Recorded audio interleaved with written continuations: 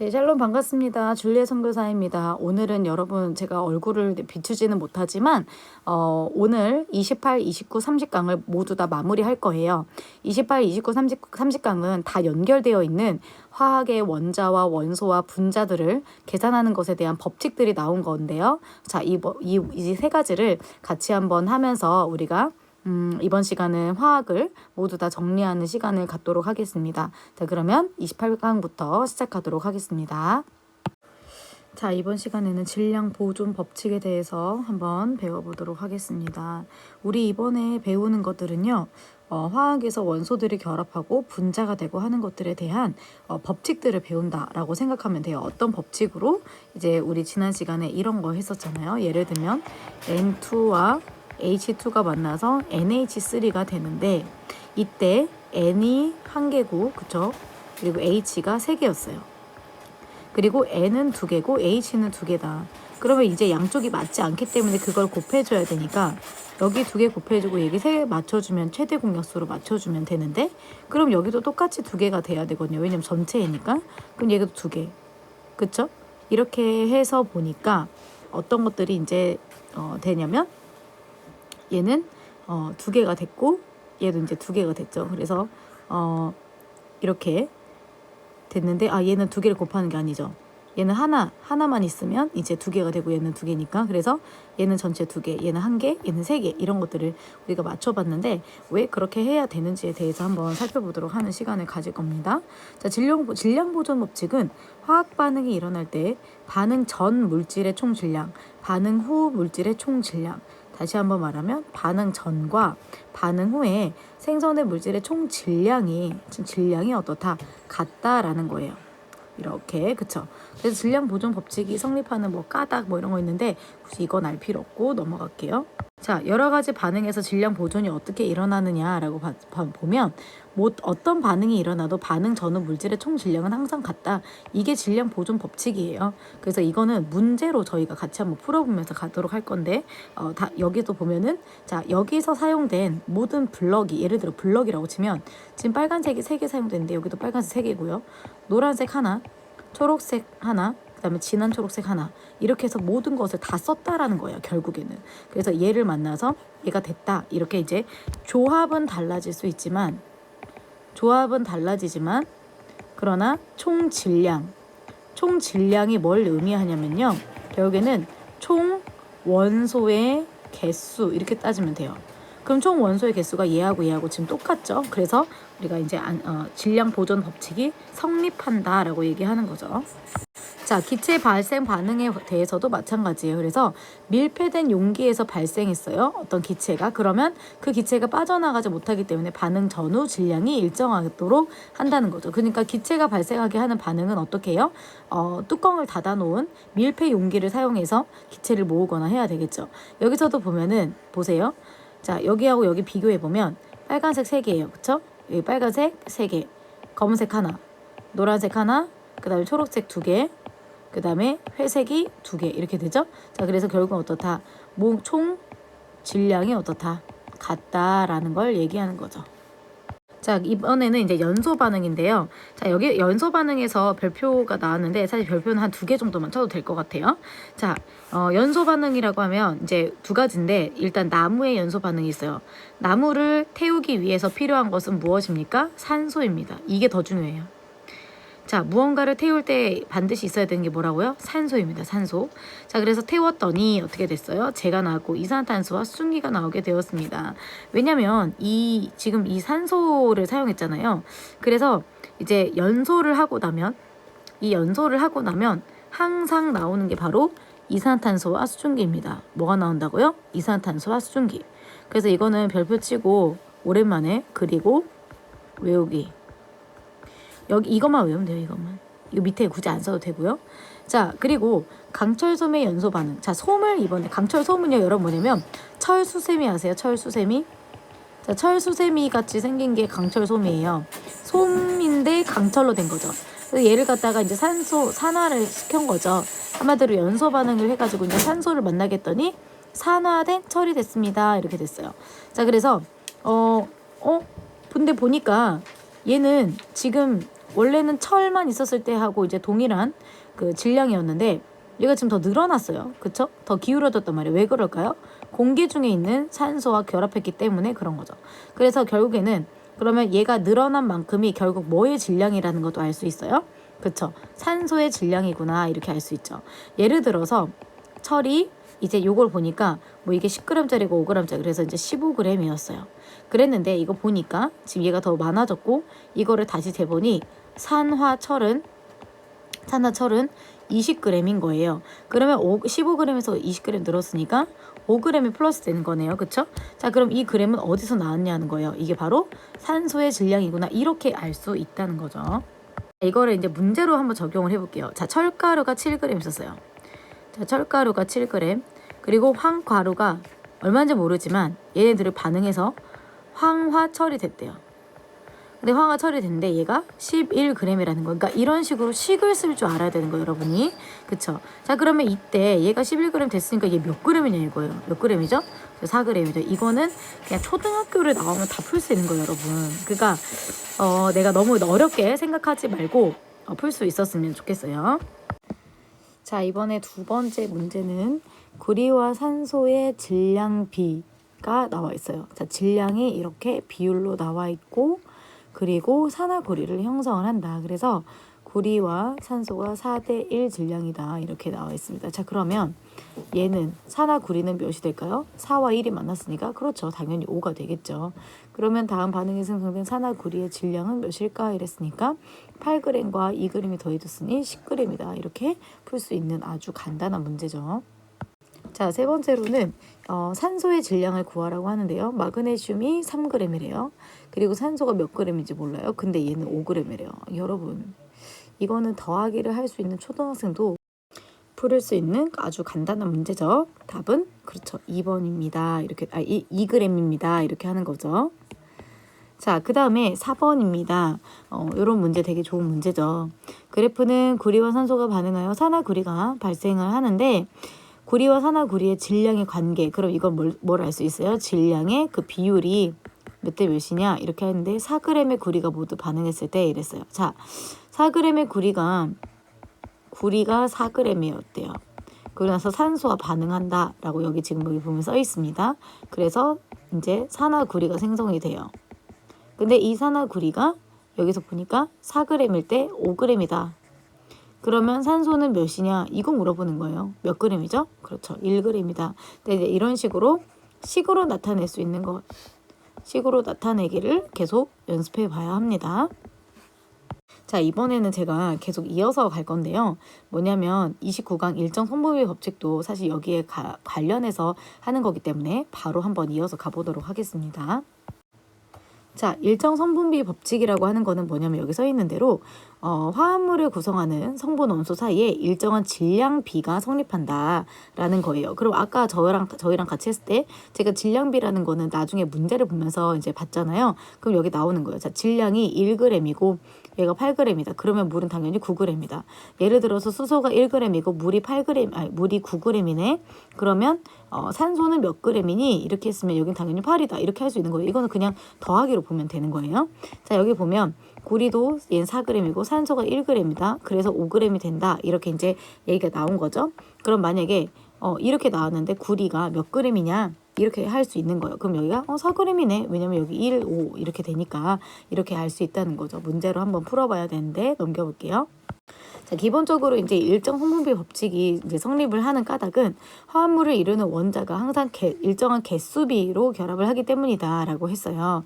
자, 그래서 예를 들면 이제 아까 H2하고 O2하고 결합해서 H2O가 되는데 여기가 2가 되고요. 그 다음에 여기가 2 이렇게 되거든요.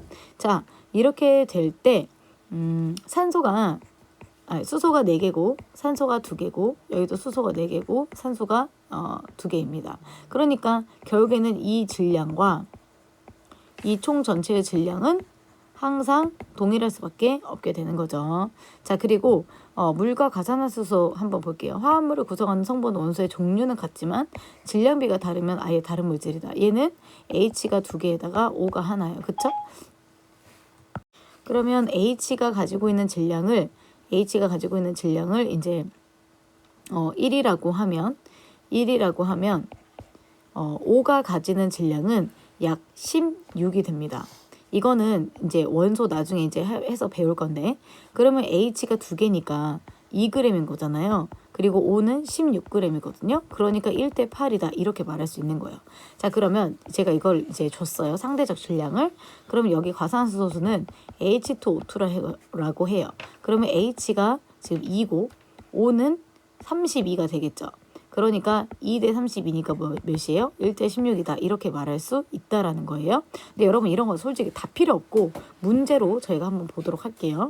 이것도 일단은 지나갈게요. 여기도 여러분이 이걸 본다고 해서 여러분이 알지 못해요. 문제를 보면서 같이 풀어볼 거예요. 자, 1번 한번 봅시다.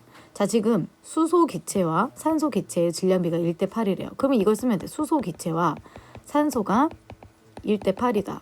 근데 이때 수소 기체 2g이고 산소 16g이래요. 2g이고 16g이 반응하면 이렇게 하면 물이 된대요. 그죠? 그러면 얘는 몇 g이냐 이 얘기하는 거예요. 그럼 여러분 이거 몇이에요? 당연히 16이죠. 이거는 여러분 이거 풀 수 있잖아요. 여러분 초등학교 졸업했잖아요. 그쵸?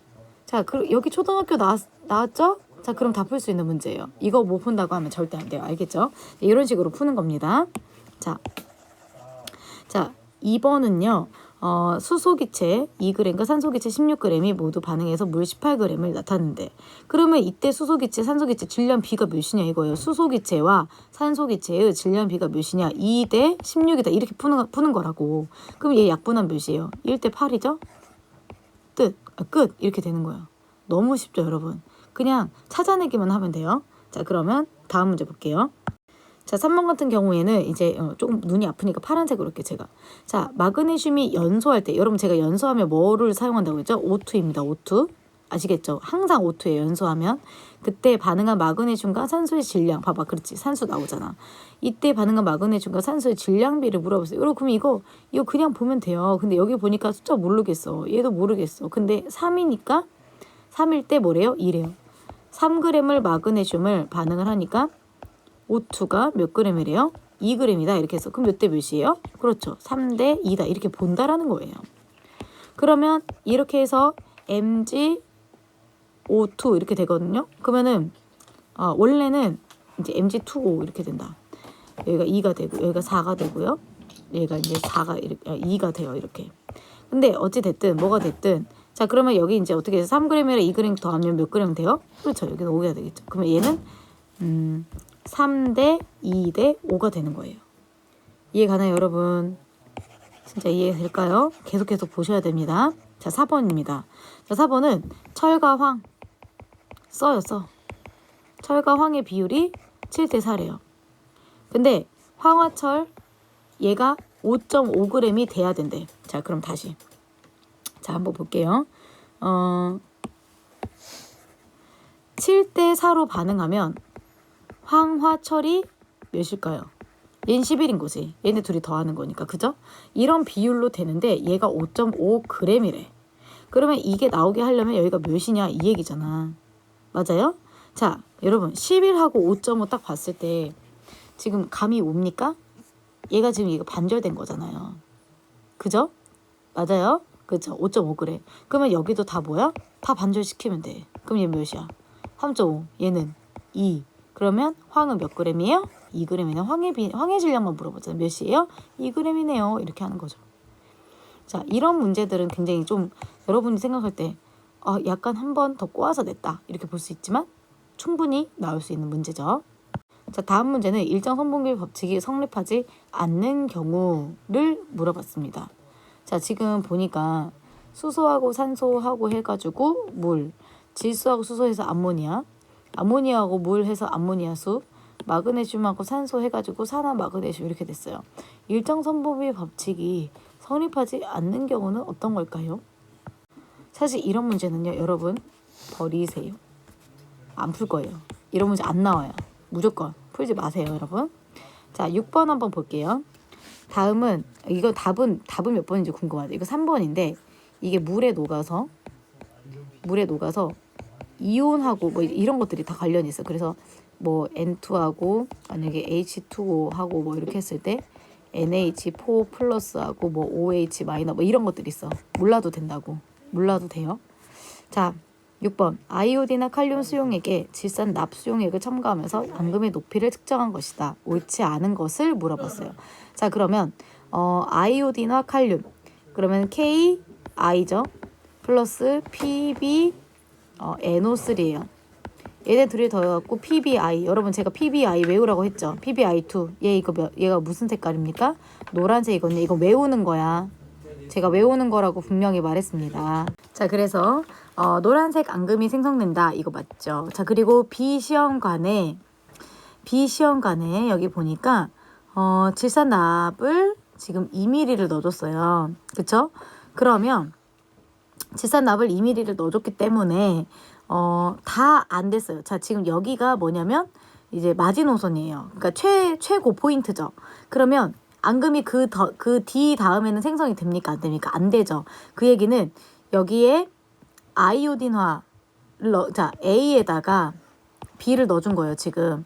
근데 B를 몇만큼 넣으니까 6만큼 넣었더니 그쵸?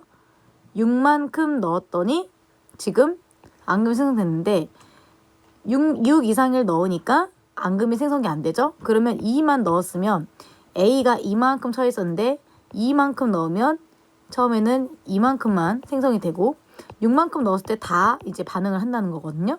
그러면 비시험관에는 자, 지금 이만큼 넣은 이 시험관에는 나머지 이만큼이 남아 있어요? 안 남아 있어요? 남아 있죠.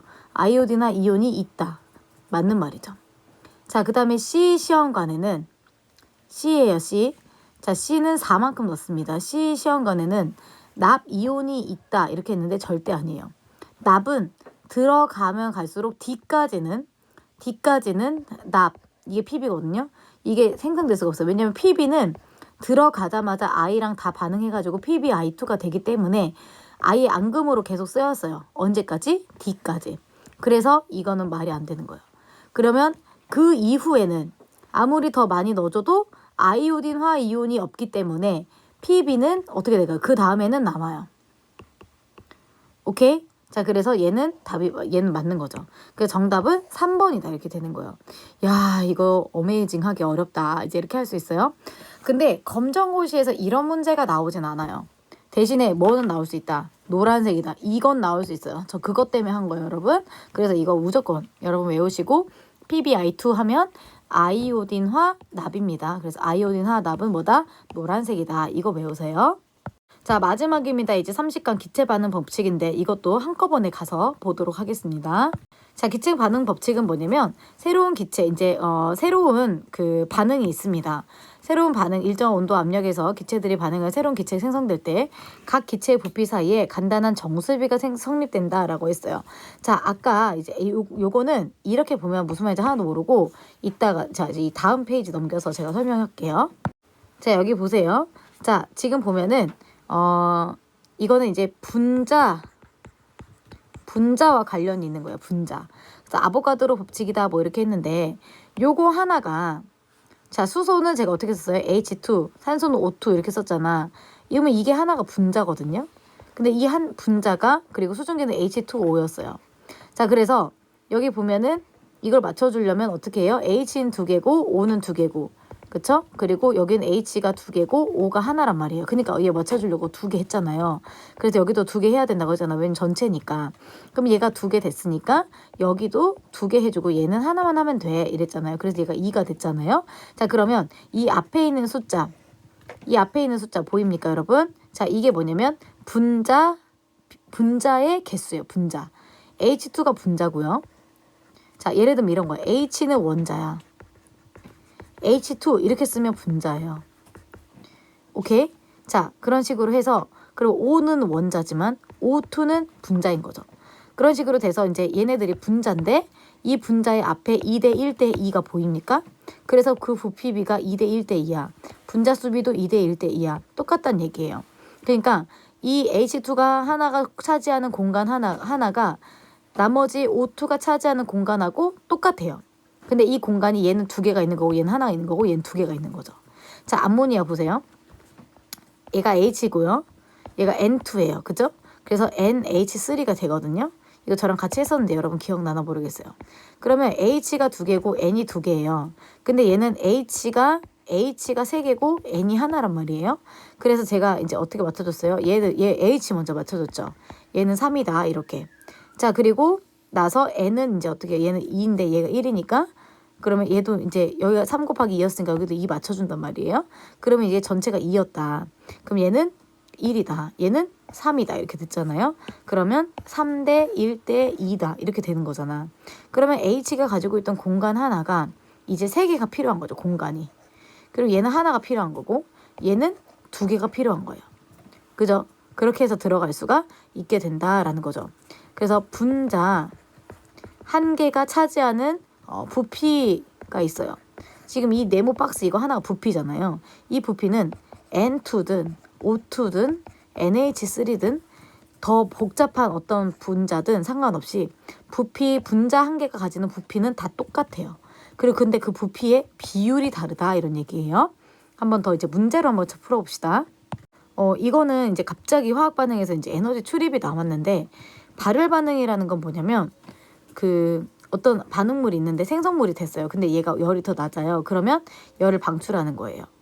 그리고 흡열 반응은 이제 열을 흡수해서 더 많이 이제 생성물이 가진 에너지가 더 많습니다. 이런 건데, 자, 출입하는 열에지 이용할 때 연료의 연소, 음식을 하거나 난방을 하죠. 그러면 어떻게 해요? 이제 얘 생성물의 열을 흡수를 도와주는 거죠. 그리고 이제 뭐 다른 것들 여러 가지 있을 수 있는데 어쨌든 이 용어를 여러분들이 알아두셔야 되고, 그쵸? 그래서 열 에너지를 방출하는 거를 발열 반응, 열 에너지를 흡수하는 걸 흡열 반응이라고 하는데, 발열 반응에는 이제 보통 이제 연소가 있고요. 흡열 반응에는 광합성이 있습니다. 또는 여기에 이제 없는데 호흡. 우리 광합성과 호흡 배웠죠. 자, 여러분 광합성의 경우에는 어떤 에너지를 받아들여요? 그렇죠. 빛 에너지를 받아들여. 자, 그러면 이 빛 에너지를 받아들였잖아. 빛 에너지를 뭐 했어요? 흡수했어요. 에너지를 흡수했어요. 뭐예요? 열, 흡수. 그래서 열을 흡수한다. 그래서 흡열 반응이 되는 거예요. 자, 근데 이 광합성의 반대가 되는 게 뭐라고 했어요? 호흡이죠. 그럼 얘는 호흡은 흡열이 아니라 뭐가 되겠어요? 발열이다. 이렇게 되는 거예요. 그러니까 요것만 알아둬도 돼요, 여러분. 나머지는 알 필요 없습니다. 자, 그럼 우리 문제로 한번 풀어볼게요. 자, 그러면 문제 한번 풀어보도록 하겠습니다. 화학 반응식인데 기억에 알맞은 숫자를 넣으라고 했어요. 그러면 이제 아까 우리가 풀었던 방식대로 자, 여기 딱 나누고 H가 몇 개고 O가 몇 개인지 봐야 되겠죠. 자, H는 몇 개예요? 4개, O는 2개죠. 자, 그러면 여기는 H가 지금 2개고 O가 1개인데 얘가 되게 하기 위한 앞에 곱해줘야 되는 숫자가 뭐냐? 이것도 공통적으로 곱해주는 숫자죠. 기억은. 그러면 2니까 2. 여기도 2가 되겠네요. 전체 공통적으로는 2번이 된다. 이런 식으로 풀면 됩니다. 자, 그 다음에 요거는 이제 부피 비를 물어봐서 부피 비. 자, 부피 비는 따라합시다. 분자수 비. 부피 비는 뭐라고요? 분자수 비. 자, 근데 분자수가 어떤 거라고 했어요? 분자수는요, 앞에 있는 개수입니다. 개수. 우리 예를 들어서 2x 하면 이게 2가 개수잖아요. 그런 것처럼 개수, 앞에 있는 숫자 3, 여기 생략된 거 1, 생략된 거고 여긴 2예요. 자, 그러면 질소하고 수소라고 했는데 수소, 얘가 수소죠? 얘가 질소죠. 그러니까 원소도 기호도 다 외워야 되는 거야. 여러분이 이게 H가 뭐고 N이 뭔지 모르면 당연히 이걸 풀 수가 없겠죠? 자, 그럼 수소가 몇이야? 3. 그리고 질소는 1. 그래서 답은 4번이다. 이렇게 풀 수 있는 거죠. 자, 여러분 정말 문제는 정말 쉽게 나오기 때문에 여러분이 지금 가지고 있는 문제풀이만 제대로 잘 할 수 있으면 얼마든지 할 수 있습니다. 그러니까 새롭게 다시 풀고 하는 연습들을 계속해서 익혀서 여러분 입으로 이 모든 거를 설명할 수 있을 때까지 했으면 좋겠어요. 자, 이제 우리 30강까지 화학이 모두 다 마무리되었습니다. 정말 축하드리고 이제 마지막 남은 지구과학까지 우리 열심히 한번 달려가 보도록 하겠습니다. 그럼 여기까지 하고 마치도록 하겠습니다. 감사합니다.